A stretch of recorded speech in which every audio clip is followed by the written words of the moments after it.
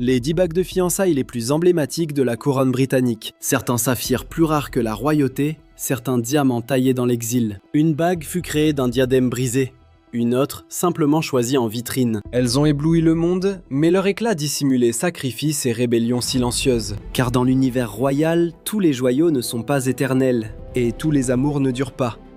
Aujourd'hui, nous dévoilons les 10 plus légendaires bagues de fiançailles de la famille royale d'Angleterre. La bague en saphir de la reine Marie. Au commencement, ce ne fut pas le coup de foudre. Le prince Albert demanda 2 fois la main de Lady Elizabeth avant qu'elle n'accepte enfin. Qu'est-ce qui la fit changer d'avis? Une bague sans pareil. Pas n'importe quel saphir, mais une pierre du Cachemire, d'un bleu velours si rare que sa pureté stupéfia les joailliers. Elle était flanquée de 2 diamants, personnellement sélectionnés par le couple chez Garrard & Company, à Mayfair. La bague était si spectaculaire qu'il fallut la refaire entièrement pour l'ajuster à son doigt sans altérer sa majesté. Quand Elisabeth la porta pour la première fois, le 20 janvier 1923, la famille royale l'accueillit à Sandringham. Le saphir captait la lumière alors qu'elle saluait la reine Alexandra, la reine Maude de Norvège et l'impératrice Maria de Russie. Pourtant, des années plus tard, elle la remplaça par une bague de perles et de diamants. Pourquoi une reine se séparerait-elle de l'un des saphirs les plus rares au monde? Et pourquoi a-t-elle ensuite offert une bague tout à fait différente, celle que Camilla porte aujourd'hui, à quelqu'un d'autre? Ce secret est enfoui dans les joyaux qu'elle a choisi de garder et ceux qu'elle a laissés derrière elle. La bague en saphir de la princesse Anne. La princesse Anne est la seule de la royauté à avoir reçu 2 bagues de fiançailles en saphir, chacune murmurant des histoires d'amour, de tradition et de rébellion discrète. La première lui fut offerte en 1973. Le fringant cavalier olympique Mark Phillips la demanda en mariage avec un modèle classique, un saphir ovale d'un bleu profond entouré de 2 diamants étincelants. Mais ce que peu de gens savent, c'est que la bague fut commandée en secret au joaillier royal Garrard, façonnée avec précision selon les goûts d'Anne en utilisant du précieux or gallois. Le couple cacha ses fiançailles plus d'1 mois, ne révélant la nouvelle que lorsque le devoir l'exigea face à la presse. Puis, près de 2 décennies plus tard, une seconde bague fit son apparition, lorsque le commandant Timothy Lawrence, un confident du Royal Yacht Britannia, lui offrit un saphir cabochon accompagné de 3 minuscules diamants de chaque côté. Elle racontait une histoire plus intime. Sans fanfare au palais, ni mariage royal grandiose. Juste une simple cérémonie écossaise à l'abri des regards. La princesse Anne n'a pas choisi le saphir une seconde fois par hasard. Dans la symbolique royale, les saphirs représentent la sagesse, la loyauté et la protection. Des qualités qu'Anne a toujours incarnées, dans sa vie privée comme publique. Et contrairement aux pierres scintillantes prisées par la plupart des membres de la royauté, les saphirs cabochons lisses d'Anne reflètent son style intemporel. Discret, fonctionnel, farouchement simple. La bague en diamant de la reine Elisabeth. Avant même de porter la couronne, elle porta ceci. À seulement 21 ans, elle enfila une bague qui allait définir non seulement son histoire d'amour, mais aussi l'avenir d'une monarchie. Façonnée par le cœur et les mains du prince Philippe lui-même, la bague de fiançailles arborait un diamant solitaire de 3 carats, encadré par 10 pierres latérales étincelantes.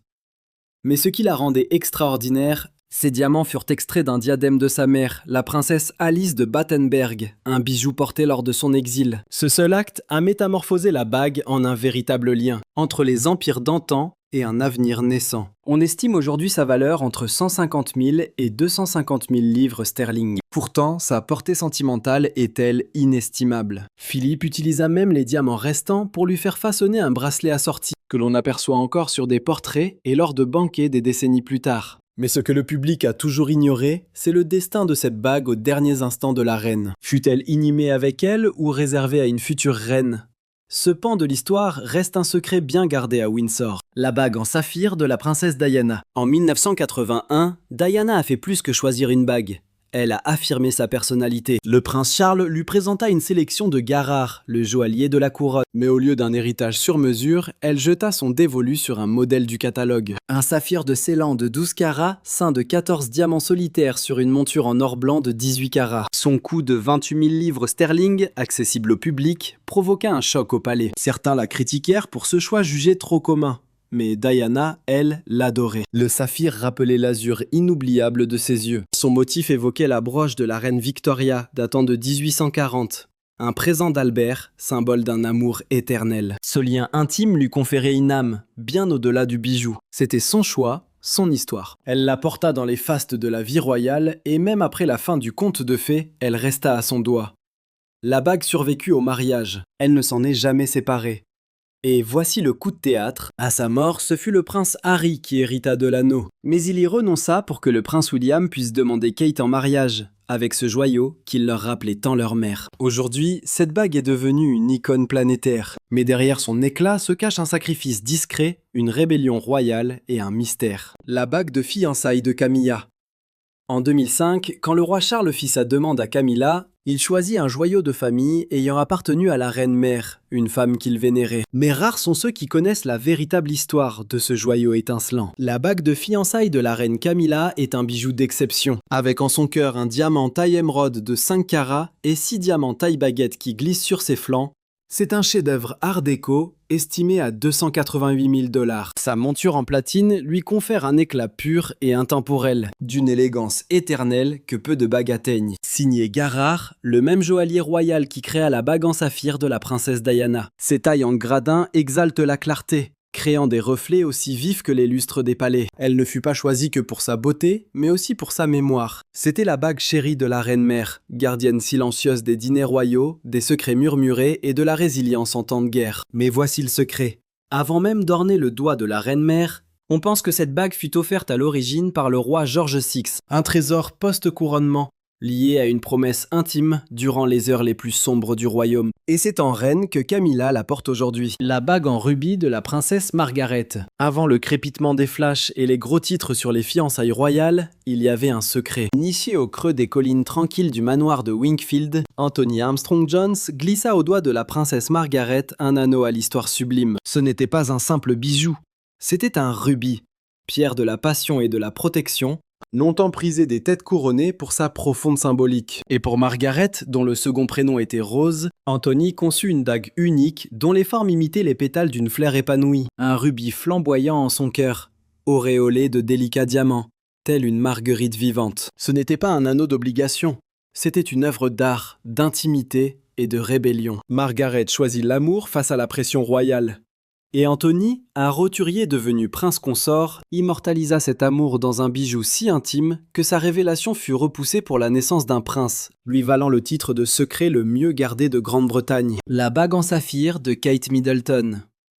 L'histoire ne commence pas avec elle, mais avec une jeune princesse Diana. En 1981, elle l'a choisi dans un catalogue de la maison Garrard. Un saphir de Ceylan de 12 carats, entouré de 14 diamants sur une monture en or blanc de 18 carats. Ni unique, ni créée sur mesure, elle a pourtant stupéfié le monde et allé marquer des générations. Après le décès de Diana en 1997, ses fils choisirent des souvenirs. William prit sa montre Cartier en or et Harry, la bague en saphir. Mais lorsque William tomba amoureux de Kate, Harry lui offrit l'anneau afin qu'il puisse faire sa demande avec le symbole le plus iconique de leur mère. Quand Kate apparut avec en 2010 le joyau royal, autrefois controversé, connut une renaissance. Sa valeur aujourd'hui est estimée entre 400 000 et 500 000 $. Mais sa véritable valeur réside dans la mémoire, l'héritage et la femme qui la porta un jour avec une force tranquille. La bague en diamant de la duchesse Sophie. Dans les salons feutrés de Buckingham, l'amour a un jour brillé à travers 3 pierres parfaites.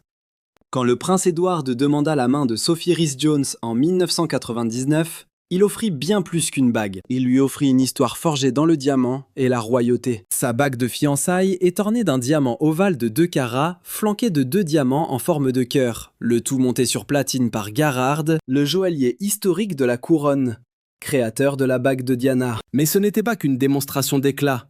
Les pierres en cœur sont un hommage au romantisme. La monture trilogie est un clin d'œil royal au passé, présent et futur de leur histoire. Comme le lança Edward au photographe avec humour, il vous faudra des lunettes noires. Si elle attrape le soleil, vous serez aveuglé. Estimée à environ 149 000 $, la bague transcende largement son prix. C'est un morceau de monarchie moderne, empreint de sentiment. Pourtant, les observateurs les plus aguerris ont remarqué que Sophie ne la porte pas toujours. Ce qui était un gage d'amour éblouissant est devenu le reflet d'un choix très personnel de Sophie, et une règle royale qu'elle a choisi d'assouplir avec grâce. La bague Patparacha de la princesse Eugénie.